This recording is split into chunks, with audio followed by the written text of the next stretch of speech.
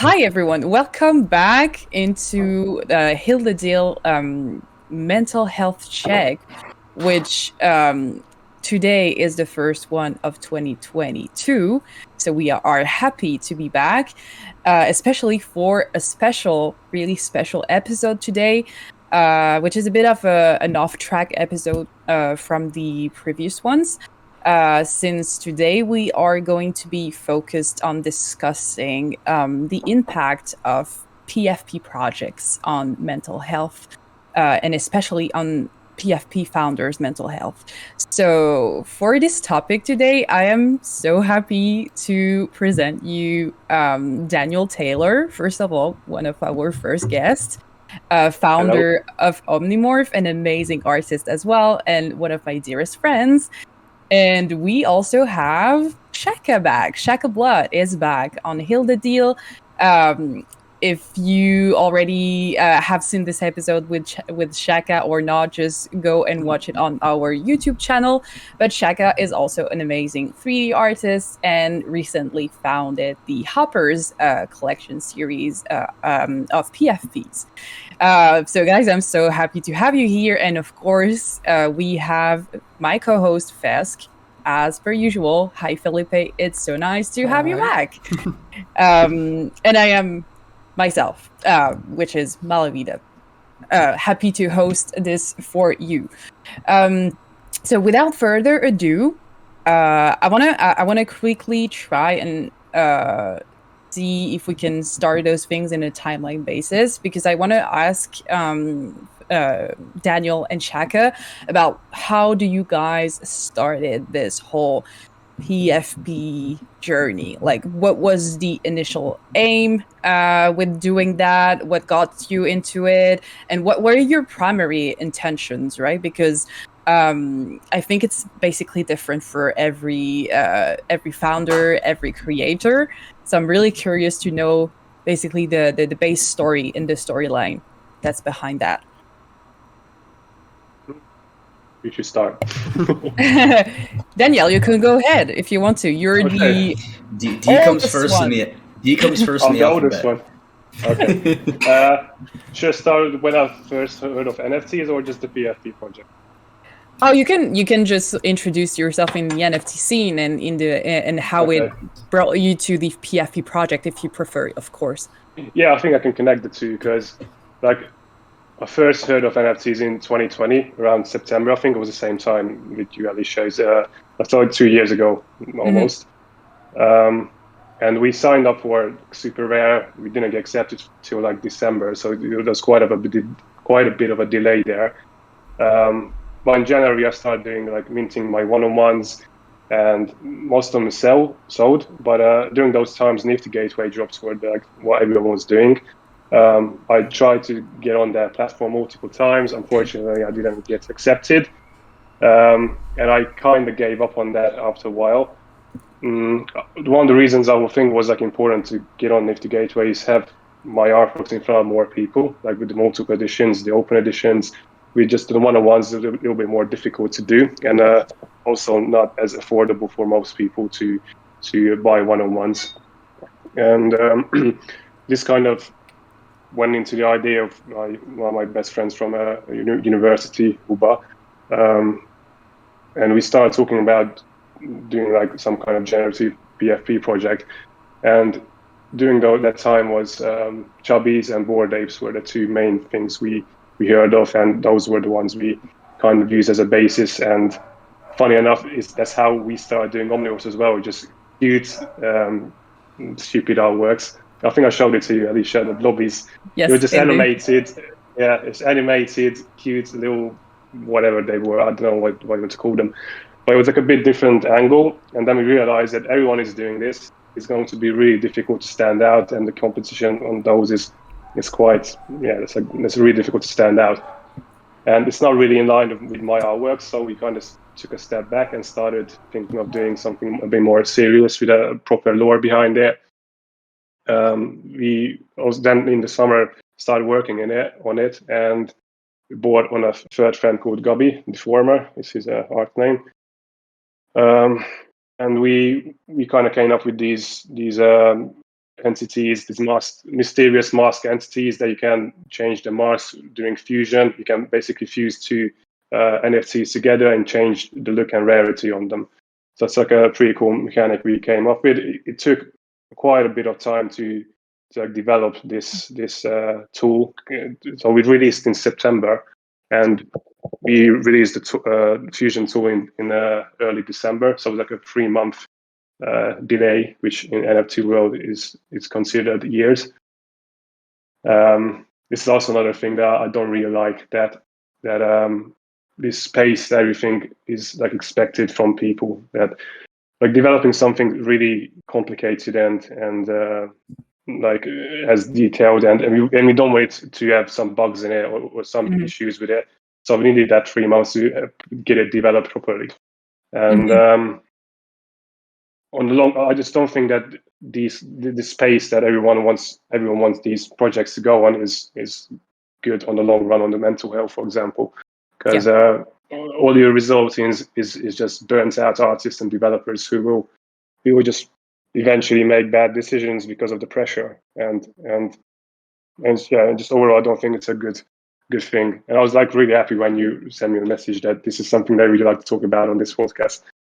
Yeah, I know you mentioned that on regular conversations, so I think it was really important to have you here. So I'm glad you are talking about that now. Yeah.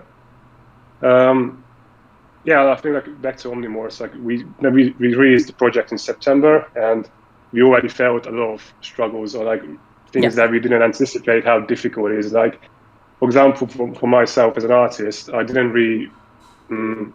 So you can't be just an artist who draws silently in the background. You have to like introduce yourself, have like just be more than this artist and manage my brand or whatever. And like during our pre-sale phase, we didn't even have an AMA or anything because I just don't think people would be interested in those kind of things, like what I have to say or just who am I. And obviously this has been debunked numerous times on our Discord that people want to hear these kind of things.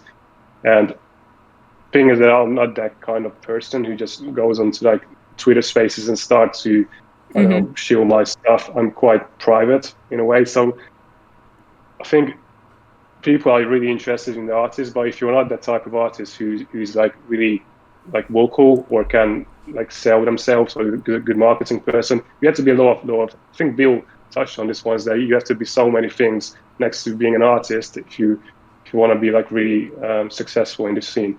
And for me, example, that's a little bit of a struggle. And I improved on that in the past 3 months or 4 months, but it's definitely something that was like new to me. And what else is a struggle? Dealing with people. Like it was a bit difficult for me to deal with people on Discord. Like, for example, on Instagram, if you post something, you get 99 good comments and you receive 1 negative comment that your art isn't good, it's crap, it's whatever you're doing, it's not good. And when you go to sleep, guess which one I'll remember? It's not the 99 positive comments, it's 1 negative guy who commented on Instagram. And on Discord, on like projects or PFP projects like this, it's a bit more like not riskier, but it's a little bit heavier because obviously people invested money in the project, and there's a little bit more weight on it, and there's a bit more. The anxiety levels are definitely higher for me with these kind of. When I wake up and on Discord I see people complaining about the floor price, we're not doing anything, they can't see anything we're working on, and these obviously they're scared of their investments and stuff like that. But it's these kind of things that I didn't really anticipate in the beginning, that it could be so difficult, and dealing with people could be really difficult, especially with like toxic people. And I think we have a lot to talk about those behaviors throughout this conversation, because I feel like that's the main struggle people are facing right now, is the behavior coming from the community or their sub-community as well. So this is a topic that needs to be addressed. And I think you touched base on something that is important to note, is that PFP projects are actually viewed most of the time as an investment, which can be really different from, for example, one-on-one NFTs or like collections in general. There's also this aspect involved into those realm as well, but it's not as heavy as PFP projects in general. Like at the moment, PFP projects are only valued because of investment and scarcity, which is basically why I think those toxic behaviors are inclined to be born, basically. So this is really such a tricky situation, especially for an artist like yourself, who, as you mentioned, has always been really just into the lore, the storytelling, the emotions, and, you know, building these worlds, basically. And I think what you did with Omnimorph really reflect your personality as an artist, but perhaps the expectations that surround the project are what is difficult to deal with. And this is really triggering as well as an artist myself, to see that and to see what you guys are going through, based on your initial intentions. It's difficult to admit. I wanted to ask the same question to Shakka as well. I want to hear from you because obviously you started your NFT journey with a lot of different things. I feel like you're touching on everything together, which is really interesting. Like I feel like for me, you're always experimenting. So it's really nice that you actually went into the Hopper collection route, and I want to hear about that. Like, how did you came up with that? As a side note, real quick, I'm really interested on contrasting like Daniel's thoughts with Shakka's, because like they are in different moments, you know. Like I feel that Daniel has a more mature project already, and Shakka is just getting there. So like I imagine timing is really important. Yeah, which characteristics will like be the same no matter the time of the project, you know? Or if some things appear more later on or more early on, and so on and so forth. Sorry to cut you off, Alicia. Go ahead, Chuck. No. Do you want me to start? Yeah. Go ahead. Please. So, yeah, man, everything you said, I 100% agree with. The only contrast is just like fresh. Like I just finished the war. I'm still in the war. I'm trying to like put everything together. So, I mean, I've already talked about this, but obviously I'm very art centric. You know, the generative project is not backed by, you know, 4 team members that are nobodies that are behind a mask. You know, I'm the only creator. So yeah, there is just like a crazy immense amount of pressure, and I know I'm actually very comfortable talking about this because I've been very open about it with my community and stuff like that. But yeah, so there is so much hate for PFP projects right now, and I totally understand it, and I actually agree with a lot of the people and a lot of the hate. I just think there isn't that many art-focused PFP projects out there, and a lot of people in my community, in my bubble, there's a lot of those out there. But I think compared to the massive pool of projects out there, it's a very small amount. So when people come into your generative project, especially mine, you know, I've gotten the gambit. I mean, I've seen the FUD. I've seen people like, why? Because I haven't sold out yet. I'm still at 51% minted. Burn the rest of the supply. Come on, burn the rest of the supply. Are you going to get rid of hall passes? Like, I mean, just so much stuff. Like, I mean, burn all 4,000 other hoppers that haven't been, you know, revealed yet. I mean, there's just so much FUD. And then in contrast, just like black and white, you have people that never knew about me, that know who I am, love the art, and quote unquote praise, but like are so happy that, you know, if you guys know me, like I post something every single day. I'm so content driven. And it's mainly because I love making the art and love doing 3D, but there's some kind of weird thing that I want to prove myself to the community, kind of like an underdog type thing. Like, I don't know, you know, a lot of these PFP projects sell out in one day, and I think mine has been very art focused, organic.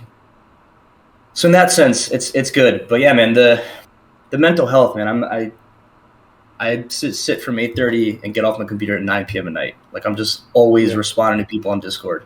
So many people on Twitter, Discord is like 6K people. Like it's just a lot of stuff. Yeah, it's not healthy. I mean, you saw the whole Kid 8 thing, like, and we kind of have the same kind of trajectory. Like we started one of ones, and then I did additions, I did collections, and then I went to degenerative because I wanted to grow my community. But yeah, you said the best way. It's an investment. Someone even mentioned that generative projects are a startup company. So it's like people are all invested in your project. If your floor doesn't go up, you have people getting pissed at you. Even this out of my control. I have to kind of quote unquote hire people to kind of manage things for me because now it's just so much work that I can't even function. So it's like a startup. So it's like, and also this is going to sound kind of dreadful. Unless you rug a project, it's a never ending project. So like I've been in my shower thinking about my generative project. I think I'm doing this forever. Like I have to make art for the rest of my life like this, which, I'm not trying to be negative about it. I've met the best people ever through my Discord. I mean, my Twitter has exploded because of this project. Like I've been posting these tributes every day, and people love seeing them. And it shows off the kind of work that I do. But then there's part of me that's like, how did I not sell out? How are there other projects that are selling out in 1 second? Not art focused. And you just got to realize it's all like an investment, and people just want to make money. So at the end of the day, that's kind of what drives the scene. Whew. Feels good to get it out of your chest, right? Yeah. Yes. Yeah. But I will say, like, I don't know. There is a lot of hate, and Felipe, I'm not saying you've been hating because I agree with a lot of the stuff you say. You're just like, when are these PFPs going to end? I get it, but there's projects like mine and like Mark the Habibi, and there's projects that are like super art focused. Like they're not about selling out. It's not about getting a flip. It's about like really pushing the content and driving value that way. Mm-hmm. And I think those people will stay forever. Like I have built a brand. It's not going to leave. I mean, I don't want to even bring up other projects as examples, but the second Ethereum plummets, I don't know if those projects are going to even survive. Yeah. Mm-hmm. So that's just how I think. And just to be clear with you, Shakka, because we talked about this before, like I'm overall hater on PFPs, but then I 100% know, and I know the projects that are like legit, that have legit artists behind it. My take on PFPs is that most of the people outside NFTs, they get in contact with NFTs through PFPs. And they get in contact with NFTs because of a fucking buffed shark that sold for like $100,000, and that go viral on TikTok, and people do not understand it. And so like, to me as a whole, the entire mania of PFPs is not healthy for the movement of NFTs as a whole. I agree. But I totally understand like the individual artists and like projects like you, like Daniel's, like the Mark the Habibi and Kid 8 and all these projects, like that has a real, quote unquote, real person behind it. Like to me, these are like the ones that are most likely to survive, like in the long haul, like 5 years from now.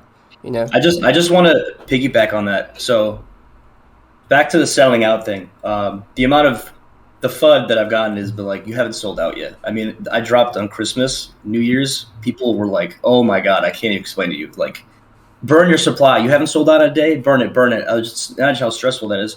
And then you get people that come to me and go, can I market your project? And marketing means, can I blast your project to influencers? And I've gotten like so many messages like that. And they're like, Khloe Kardashian, $20,000. She'll blast her NFT. I'm like, why would I want to sell out that way? I'm going to get a bunch of...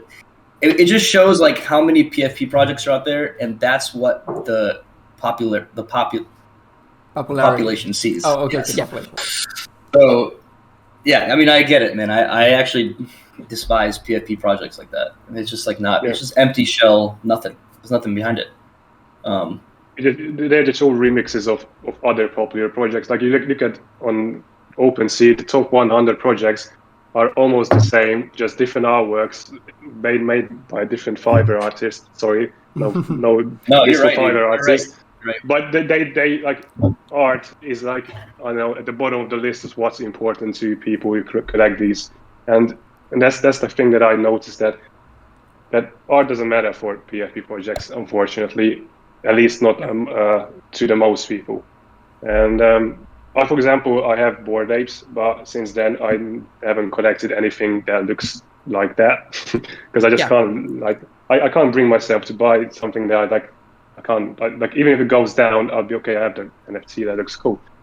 With Bored Apes, I was just lucky, and during that time, Bored Apes was considered something that's new and looks new because that time chubbies and all the other pixelated drops were like the ones that were trending. Right now, it's everything that's combining other previously successful projects and putting them on OpenSea. It's just, I have a question regarding what we just talked about right now, about the statues of the artists in the PFP project. Do you think that as artists, you are valued as artists in this project? How do you feel about that? How do you feel like your art is valued, and do you feel like you can talk about those things to your community? Do you feel like you can be honest and open up about the fact that you are struggling, for example, about certain behaviors, or do you think that this is not an option for you in this kind of project? Because some of the feedback that I got from certain founders is that they can't really be open about that because people are not here to hear about those stories, and whenever there's money involved, and the level of empathy goes down somehow. And this is what concerns me the most, is that we imagine a world where we cannot be heard, and like we run a project where people are involved in buying things we do, but they don't want to hear about us as a person. They want, I mean, it's basically what companies do, basically, and that echoes what you were talking about, Shakka, when you say that PFPs are startups. It's not about the persons anymore, but they want to hear about you, but like to a certain extent. And I want to hear your input on that, because that's something, as someone who do not have a PFP project and do not founded something like that, I can't comprehend that. And it's really difficult for me to understand. Dan, you can go because I spoke for so long. Yeah, I mean, I think as I mentioned, we sold out in September. At the early stages, I don't think anyone gave a crap of how I'm feeling. And later on, like they just wanted it to moon in a week. They wanted the investment to like 10 times in the shortest amount of time. And during those 3 months, a lot of these people like disappeared from our Discord. They sold out on the floor price, and I think currently on our Discord it's kind of chill. The people who stay there, they're interested in me. They generally, and not just me, the other people in the team as well. They, like for example, us developing the fusion mechanic, it took us 3 months, and it was a lot of time. It just took everything out of us, and we were like really close to like burning out near Christmas. And Christmas came in at perfect time because we could just take a few weeks off. And I always do this every year. It's like during Christmas, I go off the internet and just spend some time out from the internet world, because it just brings so much, like at least new ideas I can think of outside without people complaining about stuff on Discord, on Twitter, and there's not a lot less noise, and that really helps, I think, in like the mental health stuff. But overall, I think we started doing these town halls every week, and like there we talked about these kind of things, that we definitely did that little break. In January, we also said that we're going to take a step back and like rethink a lot of stuff for the next few months, because obviously we didn't have any time to figure out the mistakes we made in the past 3 months, and why did the floor go down? Why are these? Why do people not understand what fusion is, for example? Like the marketing aspect for Omnimorphs wasn't that good, and like we need to work on that. But that needs time. You can't be like, okay, we're going to work on marketing, here's our plan the next day. That takes a few days and weeks, and people have to understand this, that we can't, be up all night and just figure something out that might not work, because we just put it together in a few hours. And these type of anyway, the people who remain on our Discord are like interested in these kind of things, and they understand that it's not something that you put together overnight. Mm-hmm. And like back to like, you definitely need some time off sometimes if you feel like your anxiety is kicking in. You can't. All you do is think about the project. I actually did the same thing as you, Shakka. It's like I woke up at 8:30, at like 7, sit on my computer at 8 o'clock, and finish at 10 o'clock at night. And I did this for weeks, and it's just not.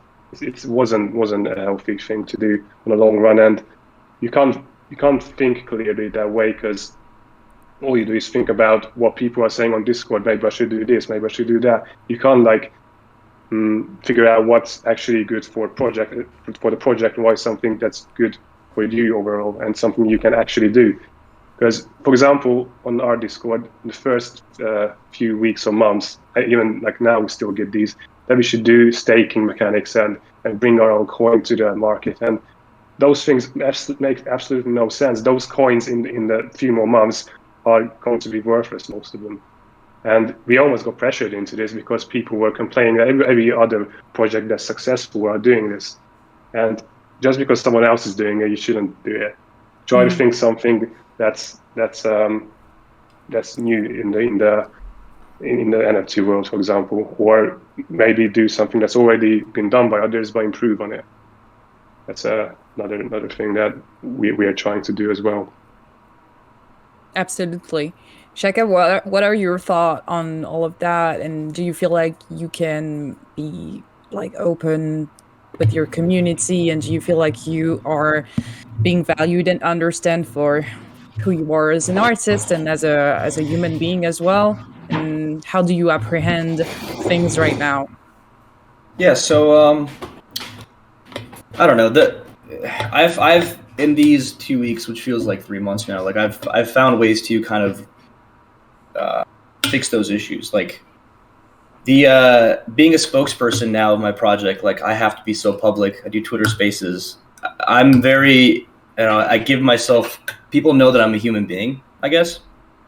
So I'm lucky that like majority of my Discord like knows I'm a human being. I respond to so many people all the time. They like kind of understand. So if I do give off any kind of emotion, I think they understand that it's like I'm also a human being. I still get those messages that like come in and FUD the project and act like, I'm not a human being sitting here dishing out art all day. Like, so that part's like really difficult. But yeah, it's been easier since I've been more public. I know that's been kind of said that you have to kind of be a public image now for your project. Yeah. I enjoy it sometimes, and then I hate it the other times. But yeah, that has been helpful. And honestly, like to say something positive, like because I put out art every single day, people now know that this is like very art centric, and they are super respectful and like always praising me in a way. Quote unquote, I don't even know what a better word is, but like it feels nice to have like people respect and like the art that I put out. And here's the main thing that I have to kind of dish out. No one is forcing you to buy an NFT. Like, no one has a gun to your head saying, go buy my project. People join my project on Discord. If you like it, you like it. I hate saying this, but sometimes I kind of get emotional and I blurt out to people. But like, I'm like, dude, if you don't want to buy my project, I'm not forcing you. You don't have to spend 0.1 ETH to buy my thing. But if you like the project and you believe in me and, I'm invested in it just as much as you are, you can buy it. But, people that come into projects and like, forcing you to make tokens and coins and stuff and doing all this stuff, it's like, if you don't believe in the project, you don't want to be part of it, then you don't have to join it. Go join another project. I think that needs to be really drilled into the flippers that come into your life. I mean, it's like, who are you doing this for? Are you doing this for me? Are you doing this for yourself? Yeah. Yeah, okay. It can be like, I guess that there's a sense of disguise in general, where a lot of people can actually say that they are supporting the artist in the project, but really they're just trying to support themselves. Yeah.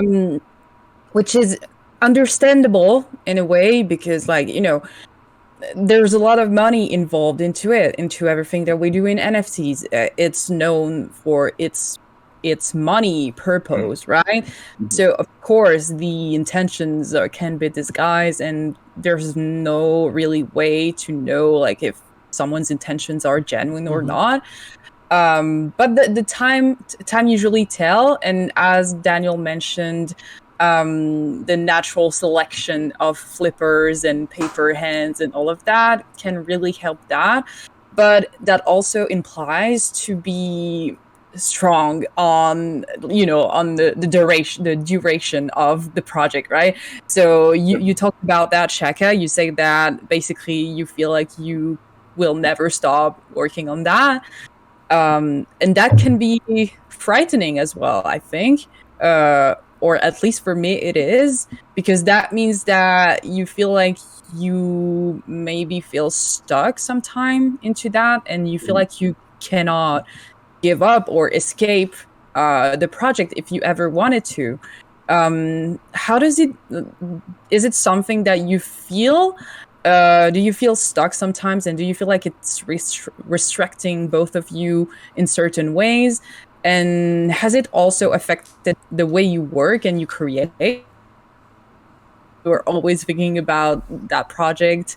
Perhaps you have less energy to give to certain other personal projects, etc. So I'm just curious right now. Well, knock on wood. I don't know why, but I feel like, I'm knocking on wood right now. I have like an endless bucket of inspo in my brain. Like every day I wake up, there's something new. Cool. And this is really nice. Here's the biggest thing for me. It's like the past year and a half, I've grown unbelievably because of this. And so when I think of a graph, right, I think of like a bell curve. Like you're at the very top is financial freedom plus one of ones. So how I've always thought was like, if you end up on Super Rare and Nifty and you drop one of ones once a month and you make bank off that, you have all this time to take your time to make these pieces. Then you get into generative projects, the emotion and happiness kind of goes down. You're dishing out so much art. That's kind of what I did. I've jumped around so much, and you guys have known that, but I just think I never reached that I can have a platform to do one of ones, and I've always been trying to make a name for myself doing other things.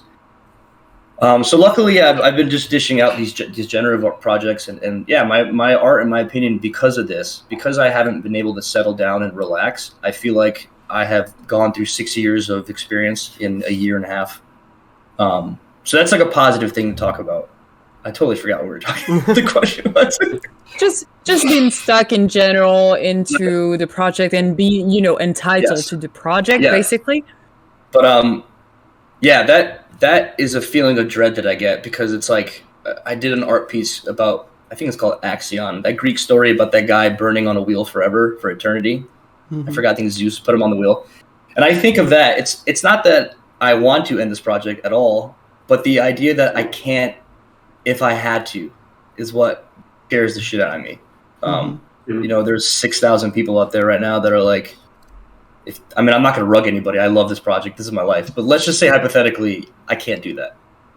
Literally. My livelihood and even the way the community would look at me would be completely wrong. I mean, even Kid8, who emotionally gave his thing through Twitter and explained himself how he felt, probably got a shit ton of FUD through his DMs that we don't even know about. You just can't do that kind of stuff. It which sucks. But then, I think that maybe if it's something that you build with your community, like being open that, okay, this whole project is like the first stage of something that will go further along my life as an artist, and this will end up evolving over time. If this is something built with your community in a legit way, I think that maybe that alleviates the pressure of always doing the same thing forever.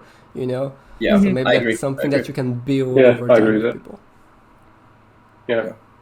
Because I don't think that any 101 collectors expect the artist to have the same exact style and approach for the rest of their life, especially that most of us are like 20, 25, 30 maybe.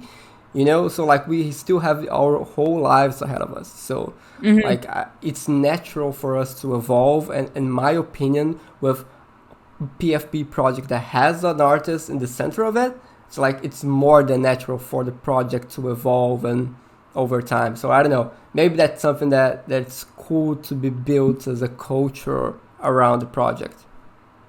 Agree. Daniel, what advice do you have for me in a couple months? I guess that's so I can pick your brain. Right, Dad, help us. Yeah. Yeah, I was thinking of other things. Like, I don't like going back to this being stuck question. To be honest, I haven't really thought about this. That I'm probably going to do this for years. Because the way we kind of do it right now is like we build like stuff that's going in parallel to this project. Like, for example, we bought Sandbox Lands. That's just something totally different that I'm also like excited about, and something that's like connected to Omnimorphs, but it's totally different. You do voxel avatars, voxel worlds, and stuff like that, which is something that really interests me, and I'm curious to see how we will unfold in the next few months. Also doing like, I already have some other plans which I can't talk about yet because it's like connected to Omnimorphs and I haven't even told them yet. But like this is how I kind of think of it. Like, okay, I'm going to be doing these artworks, but I want to build stuff that's next to it, but also connected in some way. Maybe some stuff is only accessible through Omnimorphs, and where it's not, that artwork that I'm doing isn't connected like in the lore, or it's something that's totally different. Yes. Because, for example, I haven't done any one-on-one artworks since summer, because I just didn't have any time. Yeah. Or I'm doing the derivatives for Omnimorphs, but those are one-on-ones, but it's still the same project and it's basically the same artworks. But I want to do some like animations. I sometimes do music, as you can see. I do the animations plus music for some of my artworks, and I haven't done that in almost 6 months now. But I want to. This is something I really miss, and this is how I think of like somehow getting back to these as well. Is obviously, like, for me, it was a bit different because we sold out, and the collection is kind of final. It will decrease over time with Fusion, and they will change. But it's like a cool little thing that, like, the holder can collaborate with me in a way and do their own version of the character. So it's something that's I don't need to do anything with those. They just build it how they want to do it. What else? I don't think I got any more tips for now, because I'm like learning as well these kind of things. It's definitely difficult. It's definitely difficult, yeah. Oh, another thing, like you said, you haven't sold out yet with the project. To be honest, this is a really difficult time to sell out with these PFP projects. We sold out in September, but I think our project was, when the door is closing, we just got in that door, because it was like end of the summer, end of the crazy August, September. Like everything sold out, every stupid project. It didn't have a roadmap. It had a cute little animal, it had a website, and they sold out, made $3 million. To me, that's a little bit insane, but that's how it worked at that time. And after people realized that they didn't make any money out of those, some owners disappeared completely. They kind of backed off of minting new PFP projects. And for example, we for Omnimorphs holders partnered with, I think, 6 projects where we gave Whitelist spots to Omnimorph holders, and I think only one sold out. One project sold 500 NFTs, and they disappeared completely. And this is a tip.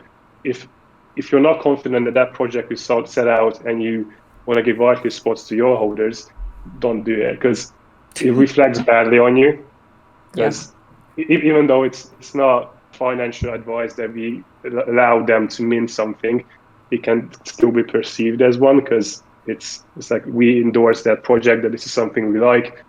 And yeah, it's not a good situation to be in. That's fair enough, actually. Yeah, that's a really good point. I've been asked to do a lot of partnership whitelist stuff. Yeah, it's usually like something. It's like usually mutually a win-win, I guess. The project does well, but you also, the way I've been doing it is like, if you own a hopper, we can confirm through my Discord, you get these whitelist spots. So it kind of pushes people to my project, but also my community goes to their project, so it's nice.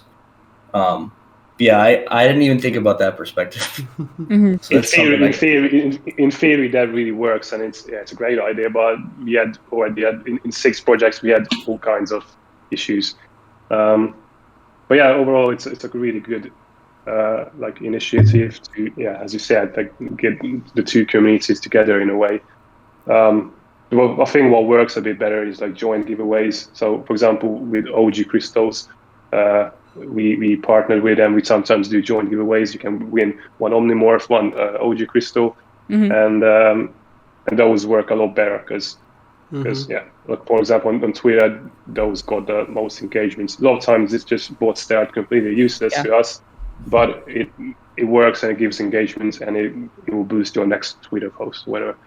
These are just some little things that work, unfortunately.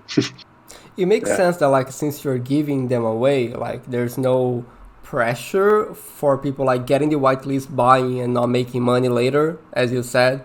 So maybe it seems like a more chill approach to that. But on that note, I think that the moment on the market right now is different. So back on August and September when you sold out, I feel that the gold rush for PFPs was way higher than it is right now.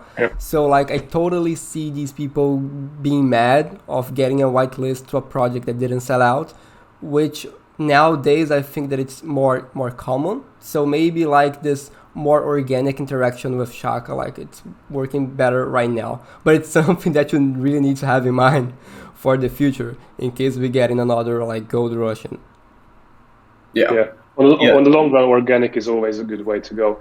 When we started market our project, is we didn't pay any influencers or Twitter SEO accounts to boost our project, because it would just bring the wrong kind of people to the project. If it's organic, especially if it's really slow, means only people who are really interested in you and believe in you will invest, and not flippers who will flip. Because, for example, we had let me change the names.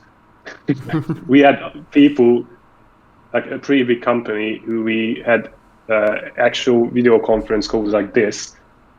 We gave them whitelist spots. We had 3 conference calls talking about our project, what we're going to do, what our plans are, and we gave them whitelist spots.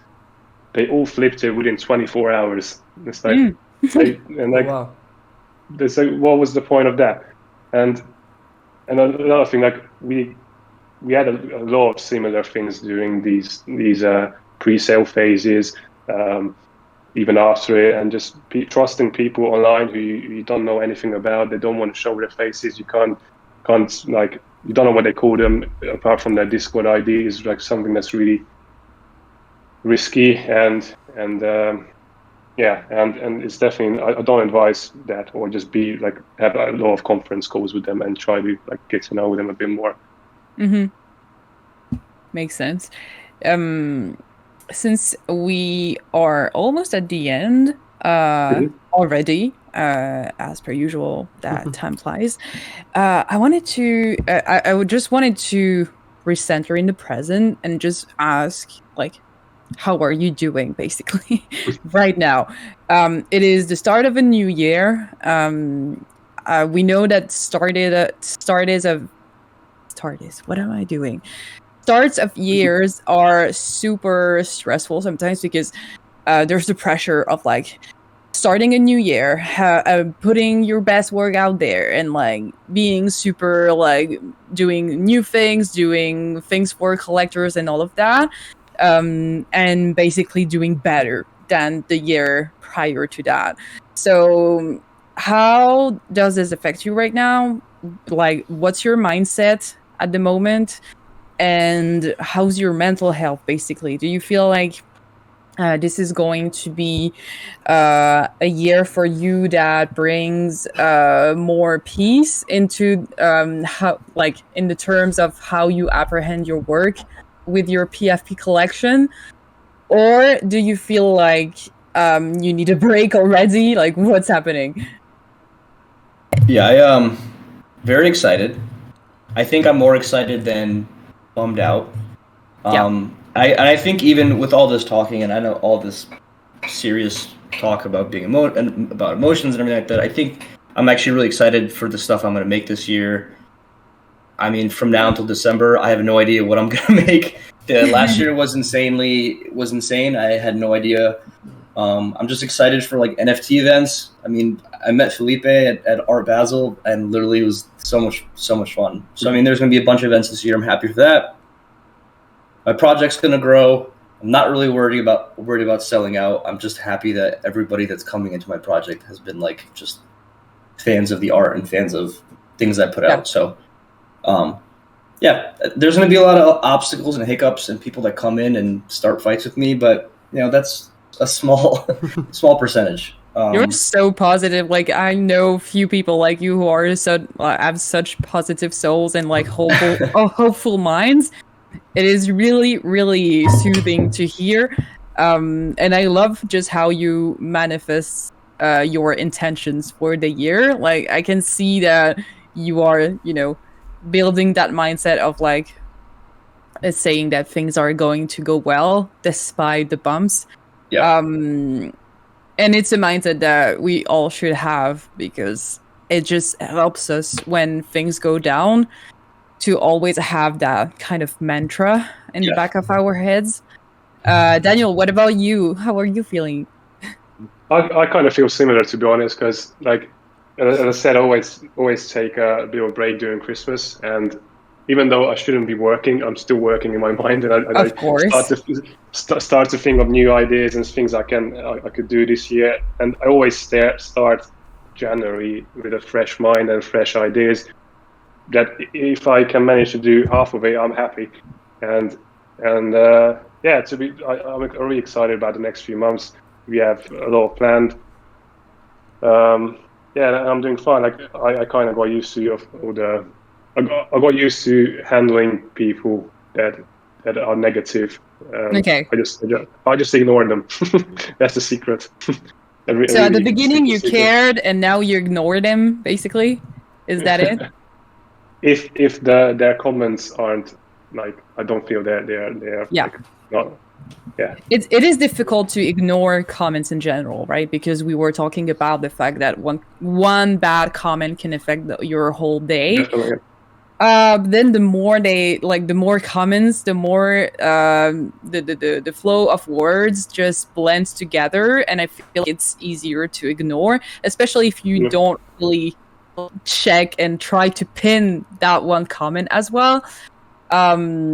And I think that to achieve that, you also have to stay busy, not only with work, with life in general. I know this is something really weird to say, like in times of COVID, etc. But I think it is important that you still give your personal life priority. But I know it's difficult to say and to do. Hence why a lot of people are struggling with handling, PFP project on one side, personal life on the other, and things can either fall apart, collapse. So I think that, I'm not a PFP owner or founder or anything, but from what I see and what I witness and hear, I really want to just make a little PSA and try to let people know that it's important to take time for yourself, and also be perhaps mindful of what you actually say or comment on. Because one comment can really change someone's journey, someone's day, someone's perspective on themselves, and it can have a lot of impact. So yeah, and also be mindful in the way you invest in things. I know it is really, investors, collectors, they also act out of FOMO. So they are also dealing with pressure and struggles, mental struggles as well. So perhaps let's try to understand each other's point of view and see what we can get out of this, I guess. Yeah, great points. 100%. I just want to say, I'm pumped to see what you guys make this year as well. Oh yeah, Obviously, myself too. I know we're all just talking about me and Daniel, but I'm really excited to see what you guys make, and I've obviously been following you, so Thank you. Yeah, cheers it's gonna be to a good year. for sure. Yeah, definitely. It is really exciting, and I feel like I'm really grateful for this conversation because you both have such clear speeches and visions about what you are doing and how you are feeling, etc. That it's also a good reminder that there's not only bad things in PFP projects. There's good niche projects out there that have all of the good vibes, and it is interesting to see how you got through the madness, through the hate, through the negativity and toxicity sometimes, to now thrive and still be proud of owning that project and having creating it without being like deceptful of just creating it originally. So this is really hopeful. I hope that it makes people hopeful about the future of PFPs and perhaps make them more at peace with their own projects as well. So thank you for that. Felipe, you want to add something? I want to hear from you. I don't know. I just reflecting a little bit on what you just said. Like, I feel that both Daniel and Shakka, the PFP project as a whole, is giving them a foundation to work on top of. So I feel that it's way easier, quote unquote, to have a clear goal when you have maybe a project as a foundation. Because like me as an artist, I don't have a project. I have my one-on-ones and that's it. I have some collections that I want to like keep pushing and keep like growing the collection and stuff. But like I feel that in one side I have more freedom to experiment and to do whatever I want. Though too much freedom, it's not always good.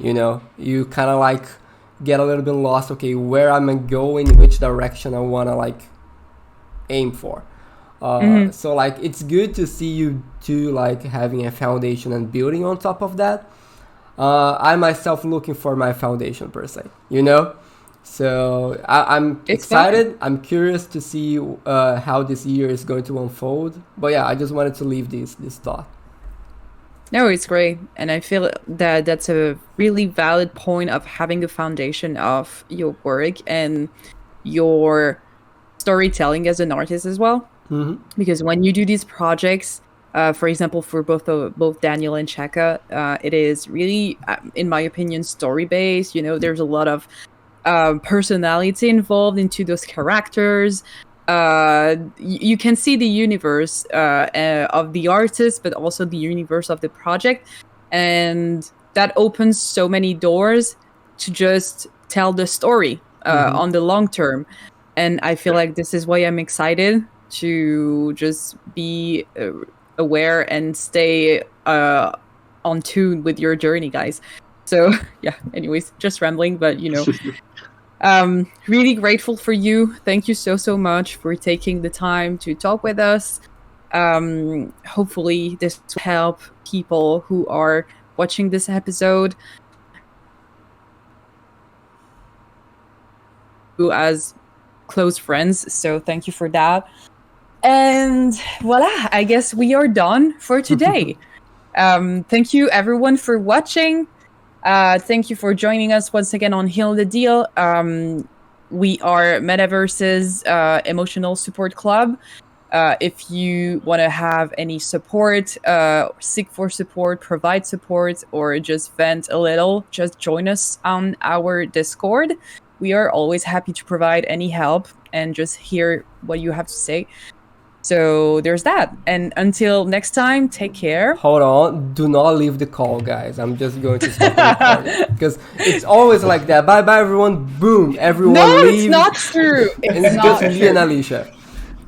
It's not true. Like, people they know that now. They're disciplinated, right? They are trained. It's fine. But yeah, thank you so much, everyone. And take care and see you next time. Thanks, everyone. Bye-bye. Yeah. Bye. Thanks for having us. Bye.